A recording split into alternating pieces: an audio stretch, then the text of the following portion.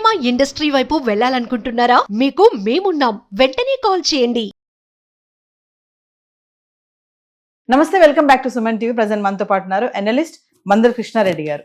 నమస్తే సార్. నమస్తే అమ్మా. సార్, ప్రధాని మోడీ గారు మొన్న పరేడ్ గ్రౌండ్ బహిరంగ సభలో ఇచ్చినటువంటి స్పీచ్ ఏదైతే ఉందో, మరి 7 ఆజ్ఞలు అనుకోవాలా, మరి వాటిని విజ్ఞప్తి చేశారు, రిక్వెస్ట్ చేశారు సిటిజన్స్ ని, ఇలా ఉండండి, కొన్ని మానేసేయండి, బంగారం అయితే 1 సంవత్సరం వరకు వాయిదా వేసుకోండి, కొనొద్దు అని చెప్పారు.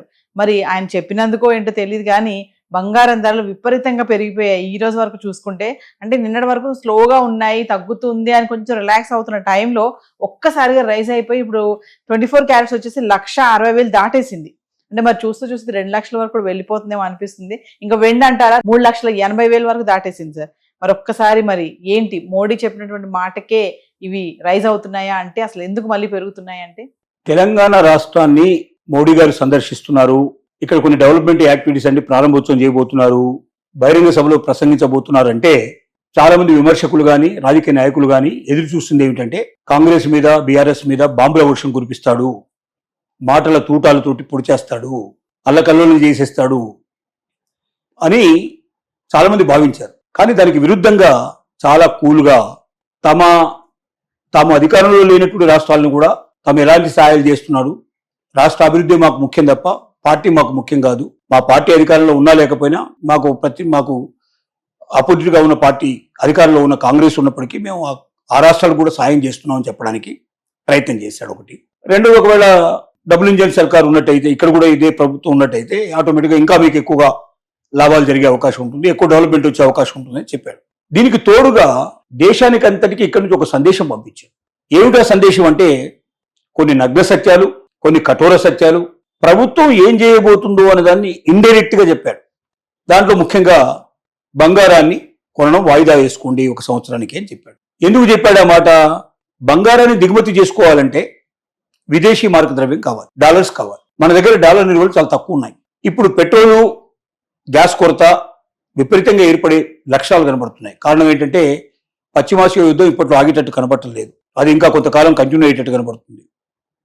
అది ఎంతకాలం అవుతుందో కూడా తెలియని పరిస్థితిలో ఉంది.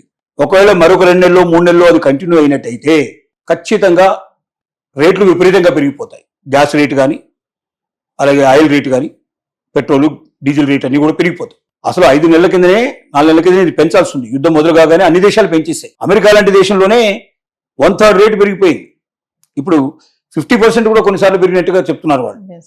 మరి అమెరికా లాంటి ధనవంతమైన దేశం, ఆల్రెడీ వాళ్ళ దగ్గర ఆయిల్ కావాల్సినవి ఉంటాయి, వాళ్ళ దేశంలోనే ఆయిల్ కావాల్సినంత ప్రొడ్యూస్ అవుతుంది, వాళ్ళ ఆయిల్ అమ్మగలిగే కెపాసిటీ ఉన్నట్టు దేశంలోనే ఈ పరిస్థితి ఉంటే, మనకు 80% 85% మనం ఇతర దేశాల మీద ఆధారపడి ఆయిల్ కానీ, గ్యాస్ కానీ కొనుక్కుంటున్నాం మనం. మరి మన దేశంలో ఈ పాటికి ఎంతో పెరిగిపోయి ఉండాలి. ఎందుకు పెరగలేదంటే, 5 రాష్ట్రాల్లో ఎన్నికలు ఉండటం వల్ల ఆ ఎన్నికలకు ఆటంకం ఏర్పడుతుంది. ఒక పెట్రోలు, డీజిల్ రేట్లు పెరిగి, గ్యాస్ రేట్లు పెరిగితే ఆటోమేటిక్గా అన్ని నిత్యావసర రేట్లు పెరిగే అవకాశం ఉంది, అన్ని తినే పదార్థాల యొక్క రేట్లు పెరిగిపోయే అవకాశం ఉంది. ఎందుకంటే ఎప్పుడైతే డీజిల్, పెట్రోల్ పెరిగిందో ట్రాన్స్పోర్ట్ అంతా పెరిగిపోతుంది. ట్రాన్స్పోర్ట్ పెరిగిందంటే ప్రతి వస్తువుకు, ప్రతి సర్వీస్కు ఆటోమేటిక్గా రేట్లు పెరిగిపోతాయి. అంటే సామాన్యుడు కొనలేని పరిస్థితులు ఏర్పడతాయి. మార్కెట్ అంతా సామాన్యుడు కొనలేని పరిస్థితి ఏర్పడుతూ సామాన్యుడు ఎదురు తిరిగే అవకాశం ఉంది. దానివల్ల తమకు ఓట్లు రావు, తమ ఎలక్షన్లో నెగ్గవనే భయంతో 5 నెలల పాటు దాన్ని సుమారుగా గెలిపించుకుంటూ వచ్చేశారు. ఇప్పుడు ఎలక్షన్స్ అయిపోయినాయి, వాళ్ళు అనుకున్న రిజల్ట్స్ కూడా వచ్చేసినాయి. ఇప్పుడు రేట్లు పెరిగి తీరాల్సిందే. రేట్లు డైరెక్ట్ గా పెంచుతామని చెప్పకుండా, నెంబర్ 1, మీరు బంగారాన్ని కొనడం ఆపేసేయండి 1 ఇయర్ దాకా. దిగుమతులు చేసుకోకూడదు బంగారాన్ని. ఎక్కువ దిగుమతి చేసుకుంటే ఎక్కువ మనం లాస్ అయిపోతాము, ఎక్కువ విదేశీ మార్కెట్ వెళ్ళిపోతుంది, వేరే నిత్యావసర వస్తువులకి మనం పెట్టి కొనుక్కోవడానికి మనకు అవకాశం ఉండదని ఒక ఇండైరెక్ట్ గా మనకు సిగ్నల్ ఇచ్చాడు. ఇక రెండో సిగ్నల్ ఏమి ఇచ్చాడంటే, మీరు డీజిల్, పెట్రోలు, ఇంధనం తక్కువ వాడండి, ఇండివిజువల్ గా వెహికల్స్ వేసుకొని పోవడం కన్నా పబ్లిక్ ట్రాన్స్పోర్ట్ని ఎక్కువగా వాడండి, మెట్రో కానీ, బస్సులు కానీ ఇట్లాంటివి ఎక్కువ వాడండి. మూడోది ఏమిటి, మీరు వర్క్ ఫ్రమ్ హోమ్ని కంపెనీలు అలవాటు చేసుకోండి. కరోనా టైంలో ఎట్లాగైతే పెట్టారో అలాగే వర్క్ ఫ్రమ్ హోమ్ అని పెట్టేసి ఇంటి దగ్గర నుంచే చేయించినట్టయితే ట్రాన్స్పోర్ట్ మొత్తం తగ్గిపోతుంది కంప్లీట్గా. ఇక్కడ ఒక కంపెనీ లోపల 1000 మంది పనిచేస్తారు. ఈ 1000 మంది ఇండివిజువల్ వెహికల్స్ వేసుకొచ్చే వాళ్ళు ఎక్కువ మంది ఉంటారు. ఆఫీసర్స్ అయితే కార్లు వేసుకొని వస్తారు. ఇంతమందికి ఇంధనం మొత్తం టోటల్గా చూసుకున్నట్టయితే 1000 లీటర్లు కావాల్సిన పరిస్థితి ఏర్పడుతుంది. ఒకవేళ పబ్లిక్ ట్రాన్స్పోర్ట్ కానీ లేకపోతే వర్క్ ఫ్రమ్ హోమ్ పెట్టేసాడంటే దీంట్లో మ్యాక్సిమం తగ్గిపోయి 10%లోనో వాళ్ళకొక వచ్చేస్తుంది. రెండోది మీటింగ్స్ కూడా జనాల్ని మీరు ఎక్కువ పిలవకండి, అంతా ఆన్లైన్లో మీటింగ్లు మీరు ఏర్పాటు చేసుకోండి. ఆన్లైన్ మీటింగ్స్ పెట్టుకున్నట్టయితే ఆటోమేటిక్గా ఖర్చులన్నీ తగ్గిపోతాయి.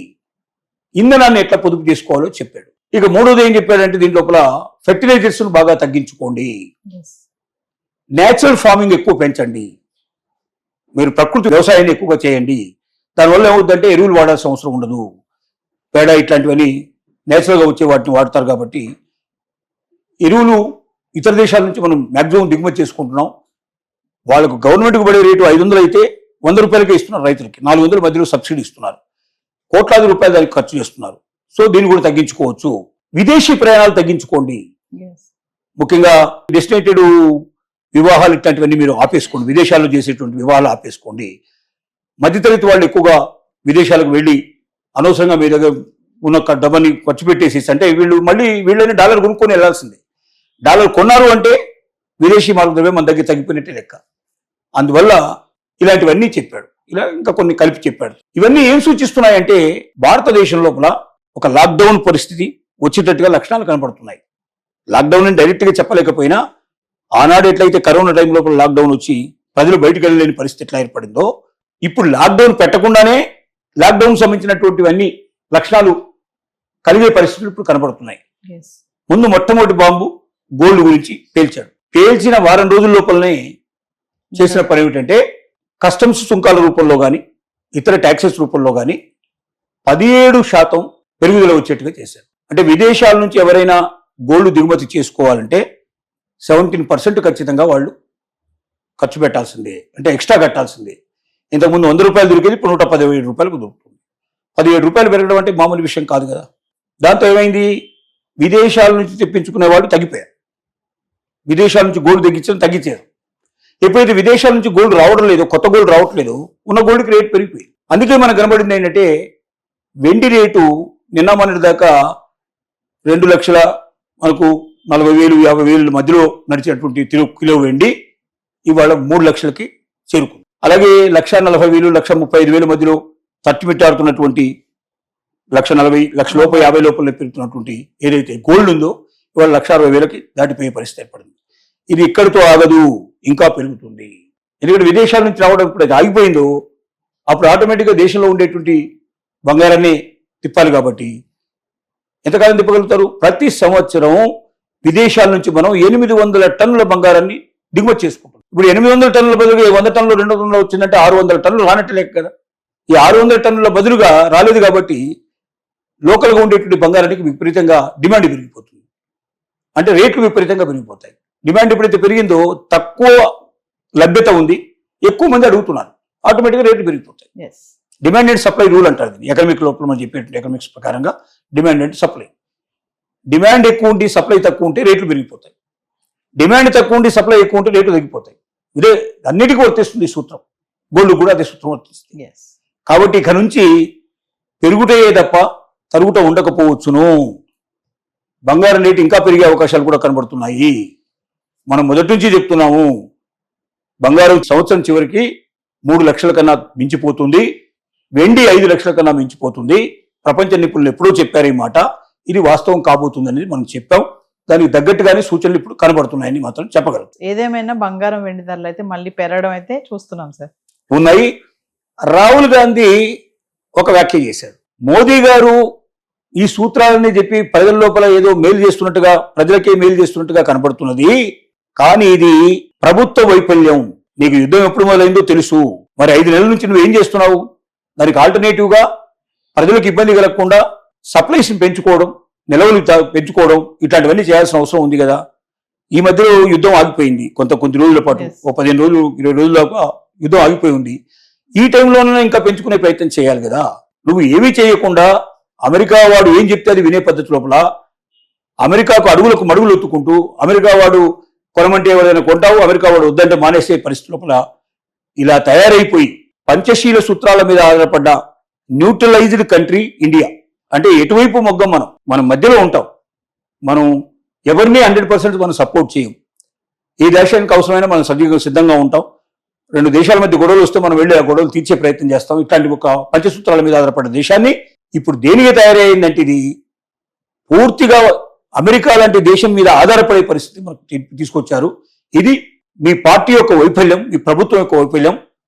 దీని మూల్యం ప్రజలు చెల్లించుకోవాల్సిన పరిస్థితి ఏర్పడుతుంది. ప్రజలు తమ యొక్క అవసరాలు తగ్గించుకుని, ఇప్పుడు అంతే కదా, అవసరాలు తగ్గించుకోవాల్సిన పరిస్థితి ఏర్పడుతుంది. మన దేశంలోనేమో ఎంత బంగారం రేటు పెరిగినా పెళ్లిళ్ళకి, శుభకార్యాలకి, ఇట్లాంటి వాటికి ఖచ్చితంగా ఎంతో కొంత బంగారం కొని తీరక తప్పదు. అంటే ప్రజల్ని బాధ పెట్టడం, కష్టపెట్టడం, నష్టపెట్టడం తప్ప మరొకటి లేదు. అవసరాలు తీరకుండా ఇప్పుడు మొన్న 3-4 రోజులు పెట్రోల్ దొరకకపోతే తల్లమల్లం అయిపోయే పరిస్థితి ఏర్పడింది. మొత్తం రోడ్లన్నీ కూడా కంప్లీట్గా వెహికల్స్తో నిండిపోయినాయి, పెట్రోల్ బంక్స్ అన్ని నిండిపోయే పరిస్థితి ఏర్పడింది. అలాంటిది పెట్రోల్ రేటు 25 రూపాయల నుంచి 50 రూపాయల రేటు పెరిగితే ఎంతమంది కొనగలరు? కొనకపోతే అవసరాలు ఎట్లా తీరుతాయి? పరిస్థితులు ఎట్లా ఏర్పడతాయి? జీతం వచ్చేది గొర్రెతోకలాగా ఉండే జీతంతో ఇవన్నీ అవసరాలు ఎట్లా తీరుతాయి అనేది ఒక పెద్ద ప్రశ్నగా ఉదయించే అవకాశం ఉంది. చాలా మంది ఆకలి బాధతోటి రోడ్డు మీద పడాల్సిన పరిస్థితులు ఏర్పడతాయి. అలాంటి ఒక సిచ్యువేషన్ కి తీసుకొస్తుందా ప్రభుత్వం అనే భయాలు కూడా ఉన్నాయి అనేది మనకు దీన్ని బట్టి అర్థమవుతుంది. Thank you.